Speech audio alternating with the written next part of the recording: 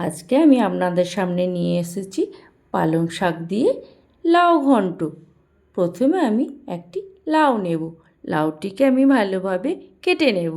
এইদিকে আমি পালং শাকও নেব, পালং শাকটাকে আমি ভালোভাবে ধুয়ে কেটে বেছে রেখেছি। কড়াইয়ে আমি সর্ষের তেল গরম করতে দেব, ফোড়নে দেব দারচিনি, শুকনো লঙ্কা আর সামান্য পরিমাণ কালো জিরে। তারপরে আমি ধুয়ে রাখা শাকটি দিয়ে দেব। শাকটি দিয়ে আমি ভালো করে নাড়তে থাকবো, ভালো করে আমাকে নেড়ে দিতে হবে।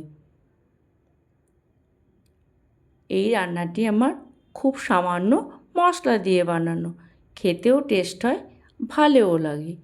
এবার আমি দেব কুচিয়ে রাখা লাউটি। লাউটি আমি খোসা ছাড়াইনি, আপনারা চাইলে ছাড়াতেও পারেন, খোসা না ছাড়ালে ভালো লাগে। লাউ দিয়ে আমি ভালো করে নেড়ে নেব।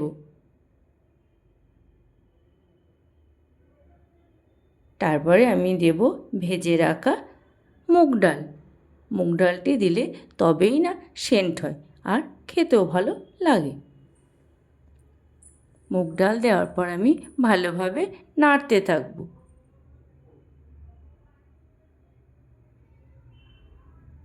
এবার আমি দেব কিছুটা পরিমাণ আদা বাটা, আর দেব হলুদ পাউডার, জিরে পাউডার, লঙ্কা পাউডার, সামান্য পরিমাণ লবণ। সমস্ত কিছু দিয়ে আমি ভালো করে নেড়ে নেব।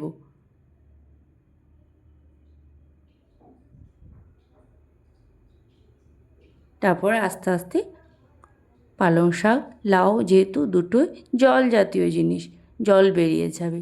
পুরো জলটি শুকিয়ে আসলে আমি ঢাকা দিয়ে দেবো, সামান্য পরিমাণ তাতে জলও দেব। এবার ঢাকাটি খুলে দেখব আমার রান্নাটি প্রায় হয়ে এসেছে। যেহেতু সম্পূর্ণ নিরামিষ, আমি এতে দেব ঘি। রান্নাটি হয়ে এসছে, এবার আমি কিছুটা পরিমাণ ঘি দিয়ে আবার ভালো করে মিশিয়ে নেব।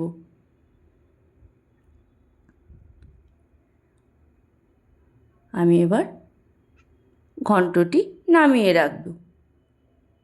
আপনারাও বাড়িতে ভালোভাবে এরকমভাবে বানিয়ে খাবেন, খুবই সুন্দর লাগে। আর এই গ্রীষ্মের দিনে মশলাটিও আমি কম দিয়েছি।